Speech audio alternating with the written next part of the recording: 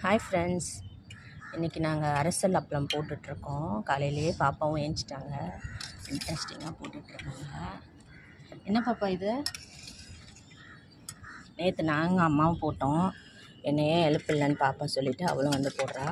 So ஃபுல்லாக மாவு கிண்டிட்டு சின்ன சின்ன கிண்ணியில் ஊற்றிட்டு நாங்கள் வந்து எல்லாம் சேர்ந்து மாடியில் போட்டுட்ருக்கோம்.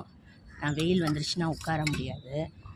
இது வந்து அரிசியும் ஜவ்வரிசி, சீரகம், பச்சை மிளகா, உப்பு, அவ்வளோதான். நல்லா காஞ்சதுக்கப்புறம் எடுத்துடலாம். நேற்று போட்டதை நான் காட்டுறேன். இதான் நேற்று போட்டது. ஸோ பாப்பாவை வந்து இதுக்கு இலவு காத்த கிளி மாதிரி உட்கார வச்சிடலாம்.